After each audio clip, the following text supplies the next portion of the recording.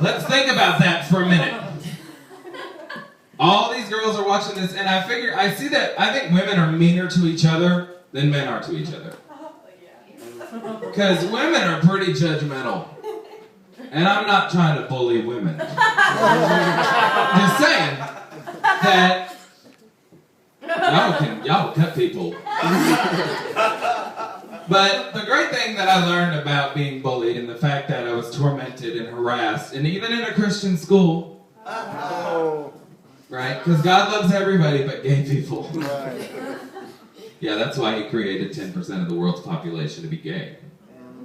So that we would be able to dress the other 90%.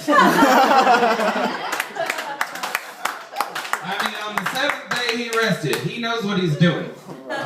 He sets up, slots of different percentages of people because the world needs diversity to succeed.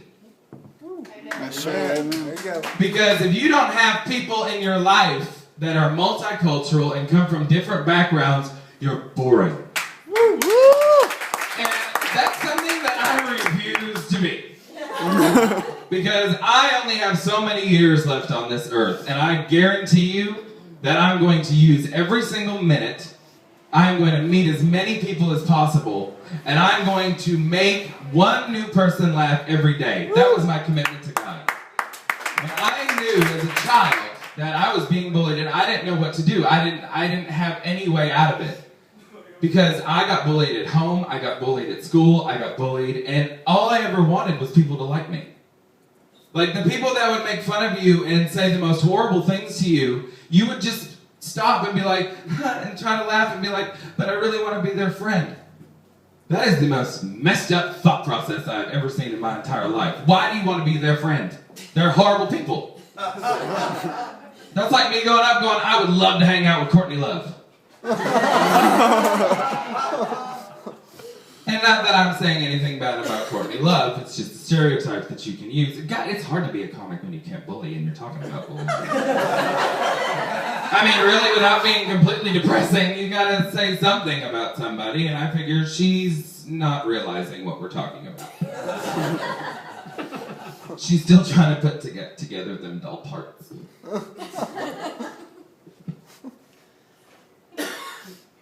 It's Diet Coke because as a gay man, I refuse to be skinny. There's a lot of pressure to be skinny. I see a lot of people out there that are skinny and think they're overweight. And not only is it sad, it pisses me off. Like, I'm so fat. I have Kelly Clarkson thighs. I'm like, you don't even have Kelly Clarkson calves. And that just drives me insane. Like, stop trying to be anything than what you are, because what you are is what makes you unique, different, worthy of appreciation, and somebody that can make a difference in somebody else's life. There you go. I mean, if I try to act just like, if I come up and do comedy just like another comedian did, then that was 10 more minutes of comedy that you already saw. It doesn't make an impact. The thing that, I'm going to take this off the microphone stand. Just in case y'all didn't realize that's what I did. I see kids that are being bullied, and I was one of them, and the one thing that kids do not do, and it just breaks my heart, is they don't open their mouth. They go and they tell a teacher that this person's bullying me, and the teacher does nothing about it. If you don't succeed, try again. That's right. Go find somebody that will listen. Speak your mind. Tell somebody that you're being offended, that you're being hurt, that you don't feel like people appreciate you, that you're being bullied and attacked in an environment that's supposed to be safe. If your parents don't listen, find an aunt or an uncle. And if you can't find anybody, find me on Facebook. There you go. Because I guarantee you, me walking into your school is going to change something. Because I will walk in looking like this and be like, look, let me tell you something right now. You talk to my friend again, I swear to God, it will end your life. After I wax those eyebrows. But I think about not just my experience in bullying, but I see it constantly. I see Madonna bullying Lady Gaga. Why? You're Madonna. You don't need to criticize and attack somebody because you feel like they're stepping up on your game. You should be thrilled and appreciate the fact that you instilled an artist to become creative, and because of your art, she is now successful. That's a blessing. When people follow you because you inspire them, don't cut them down. That's like cussing out the people that follow you on Twitter. You're not going to have a lot of followers. I don't see the benefit in bullying people because I don't see how affecting somebody else's life changes my own. If I say something bad about you and make you feel terrible and you go home, your life's changed. How did it affect me? All I did was attack you. All I did was take my own insecurity and saw something that was probably intimidating about you and attack it so that you didn't feel like that you could step up to me. I was 19 years old, and this is part of my set that I'm doing Saturday, because Saturday is going to be a little bit more dramatic, but when I was 19, I had no friends in high school. All my friends graduated early because I always hung out with people that were older than me or people that were younger than me. Because people that were my age, I didn't get. Still don't. But I was so desperate for approval that I came out of the closet. I got kicked out of my house. And I was living and I was working at a video store. And I started online dating. Back then it was America Online, the Nashville M chat room. Those were the days. My screen name was I'm Angel's Boy. Because I had a crush on David Boreanaz. I swear he made me gay. It was his fault. I was watching Buffy like, I want to be a vampire. I watched Twilight, I'm like, nothing. But I was so desperate for approval that I became a whore. Because anybody that would give me affection or love or want to kiss me, well, yeah, yes, please. I've been begging that for years. I was a virgin until I graduated, not by choice. I had a promise ring because that was an easy promise. I thought, oh, you mean I want to have sex with a girl and I can wear a ring? Okay. But I was doing God's work. But I met this guy online. I went over to his house. He decided that'd be a great night to rape me. And I was so scared that I said no repeatedly and then finally just gave up because I was so scared of what he might do if I fought. And I laid there being attacked and tears just streamed down my face as he was smiling and telling me, aren't you glad I'm not on coke? Because I could have gone a lot longer. I didn't have a car, and so my roommate had dropped me off, so I had to lay there next to him, go to sleep, because I was too afraid to get up and walk out, and wait for him to drive me home the next day. That is what you can do to somebody when you continually barrage them with attacks. If people don't feel loved and appreciated, they don't know what to fight for. When you feel loved and appreciated and respected, and you have people that are a foundation for you when you're weak, when you're strong, people can attack you and immediately you can stand up to them because it is almost impossible to bully somebody who's proud of who they are. That's the honest truth. People walk up to me and it happens all the time. I don't remember I'm gay until somebody else points it out. It's not something I get up in the mirror and go, oh, look at your little gay face with your gay messed up hair and you need to put on your little gay makeup. Like, no. I don't realize it until somebody else calls me faggot, queer, homo. Most of them are my friends, but the ones that mean it hateful, it reminds me that I'm different. And it reminds me that I am less than. That's what they try to bring me down to. But something happened between 19 and I'm 30 now. I stopped needing approval. I stopped asking for it. Because when you need approval and you're begging for approval, you try to be somebody that you're not. And nobody likes somebody who's fake. But all of a sudden, when you're yourself, people start to like you because it's endearing, it's honest, it's truthful, it's powerful, because you know who you are, and so you inspire them because you bring something out in them that makes them a better person as they do for you, which is why you're supposed to have friends. So, I'm 30 now, and I was talking about the Bully Show because I've been promoting it on Facebook, and a friend of mine, who I don't know all that well, posted on my wall, "I can't believe anybody would be brave enough to bully you." That's a huge change. And I realized that it wasn't by anything that I did, it was by what I didn't do. I didn't beg for people's approval anymore. I didn't beg for my parents to love me back. I didn't beg for somebody to like me if I was gay and to look over it. I didn't ask a Republican senator to quit treating me like I'm dirt on the floor. Amen.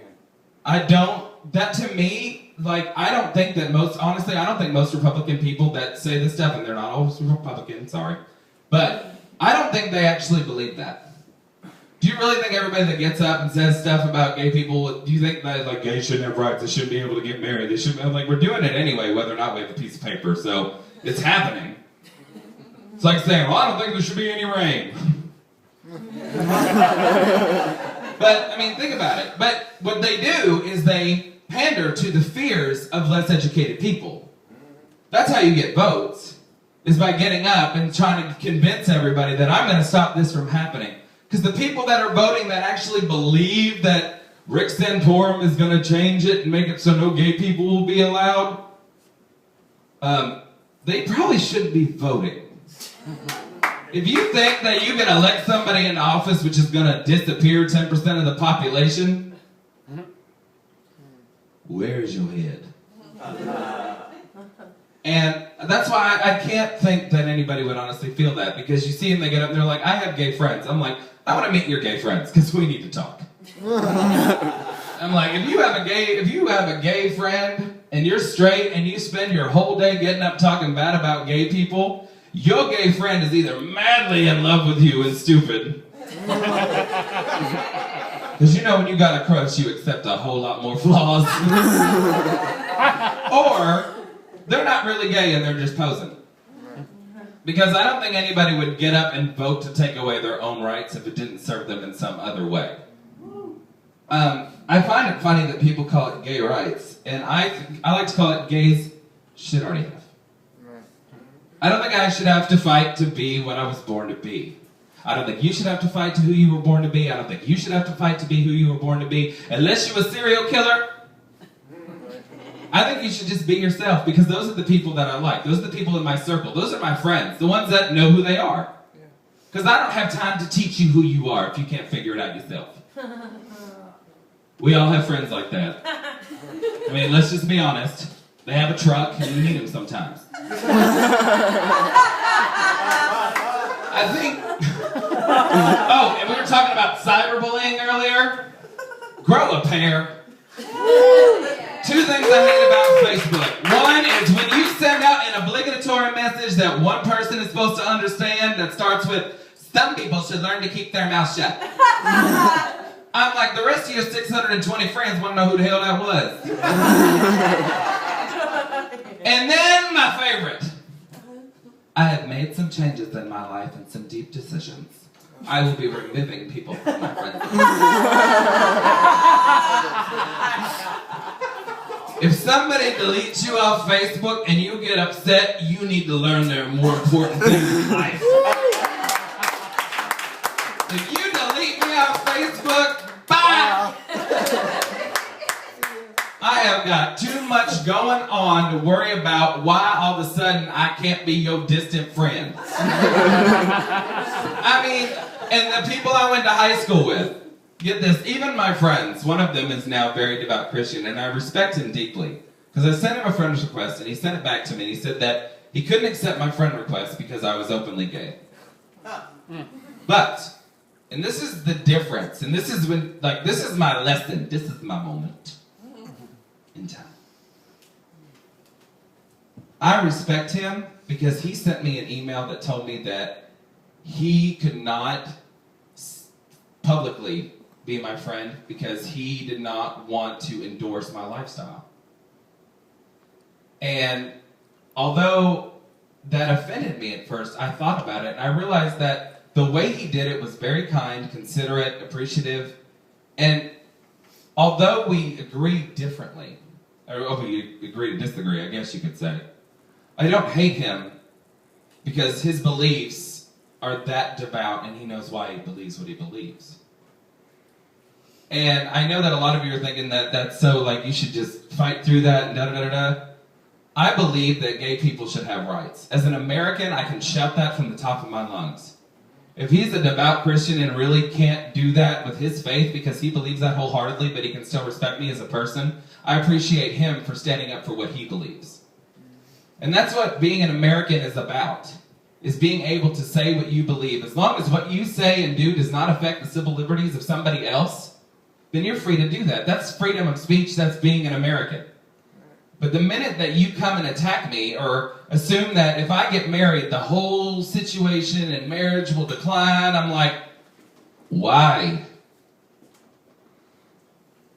Why do you think that if gay people get married, it's going to destroy the American home? That's such an odd thought to me. With bullying and people shooting and kids killing each other, it's the gay people getting married that's going to ruin families. If you are going to be gay and you find somebody that you can stay with long enough, because you know men got relationship ADD. They're like, you are so... Two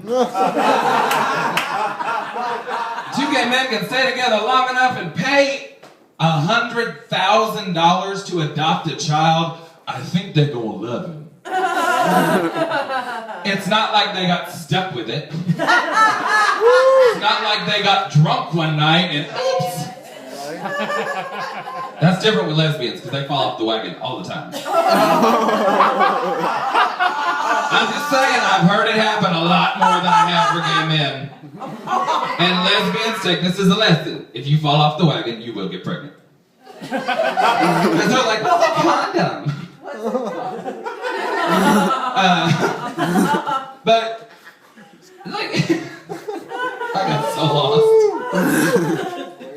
But if you're lucky enough to find a kid, you know, it's funny, they just released a study that proved that they didn't have a whole lot of gay men with children for the study that they did with lesbians. And it's in 3 different medical journals that children raised by a lesbian couple are typically more intelligent, do better in self-esteem, go to college, and are more likely to actually get married and have a family of their own.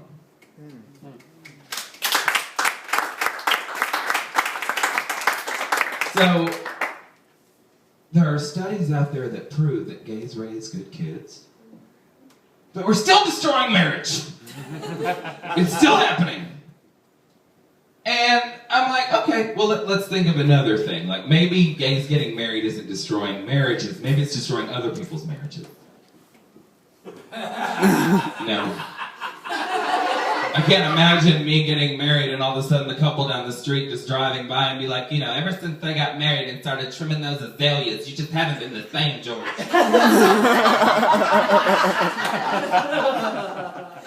I'm like, gay people, and the funny thing is we don't want to fight to get married, we want to fight to be able to get divorced and get our stuff back. Because every cute gay man dates, or wait, I should have every gay man with money dates a younger gay man that's cute. And when the cute boy runs away, he should be able to have a prenup. Because if I have to wear a condom to protect me from sex, I want a prenup to protect me from marriage. Relationship ADD, I know my people, I'm not speaking bad about them, I'm just saying that it's easier for a gay man to get laid than it is to get married. And thank God for that. Who here in the room has been bullied? By applause. And now be honest, who in this room has bullied somebody else?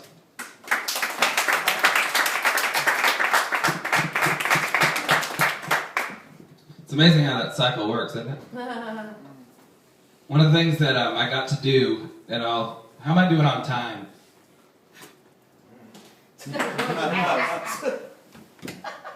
Oh, thanks. Due to my X-Men vision, I got that. I have ADD. They bullied me for that, but I could never concentrate on it. Oh, bullying. One of the things I realized that's kind of creepy is that I got the opportunity the other day to stop bullying. And I took it. I was sitting with a bunch of friends. We were all downtown. We were drinking bushwhackers. Fish out of water. And big river. And all the people in my group of friends started making fun of the person that wasn't there. Like it became pick on this person day. And everybody started jumping on the wagon. And I was about to. And then I realized that this is ridiculous. And I was like, all right, you guys need to stop. I'm done. No, we're not doing this. I was like, this is not pick on him day. And they were like, no, you don't understand. I mean, you know him. I was like, yeah, I do. And I was like, if you have a problem with Matt that you want to discuss with me outside of this group of people, that's one thing, because then you're discussing it to try to maybe figure out a way to help him. You're not saying it to get laughs or to get everybody else to agree with you. And so I got everybody to shut up. And I felt good about it, and that was it. But here's where life comes around. It's karma. Like when your ex gets back. It just which means they're still lovable because they're still crazy. But he came up to me a week later because somebody had told him that I stood up for him. And he bought me a drink. I have been trying to figure out a new way to get free liquor in a gay bar since I got too old to be a twin, and by God, I found it, and I'm going to stop bullying because I am an alcoholic. There are rewards when you stop it, and you know what? He'll be my friend for life. Because he'll know that when the chips were down, he won't ever question whether or not I stood up for him, because he'll know that I did. And so that's my challenge for you tonight, is I want you to go out, and when you're with your friends, realize that when everybody starts talking about somebody, it becomes fun because you're jumping on the bandwagon of what everybody's talking about, and if you can say something else, you're cool because you're interjecting and you appreciate and you're part of the group. But if that's the whole purpose of the group, then why would you want to be there? Because when you're not there, who do you think they're talking about? We all said that we've all been bullied. We've all said they've all been to different degrees. We've all said that we've all bullied other people.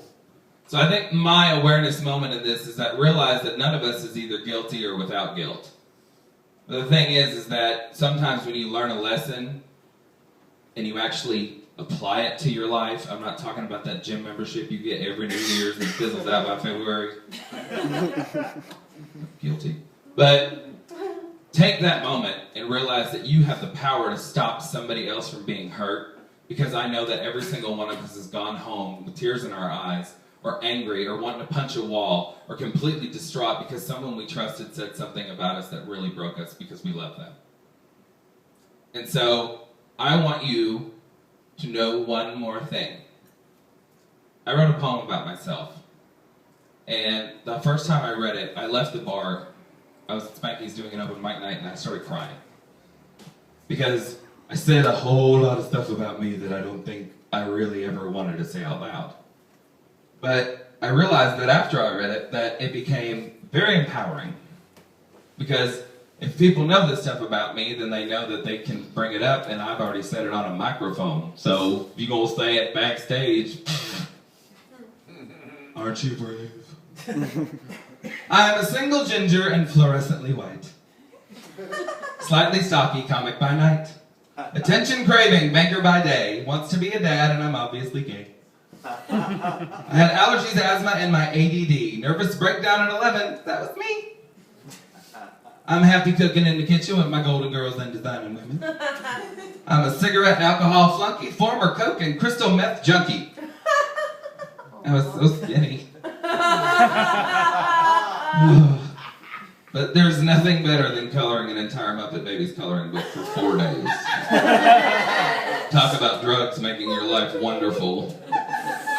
I'm a supernatural watching yellow light stopping, Will and Grace missing with a love for kissing, Democratic voting, man purse toting, and I've never missed an episode of Glee. Now bully that and mess with me. I'm Tom Prunier.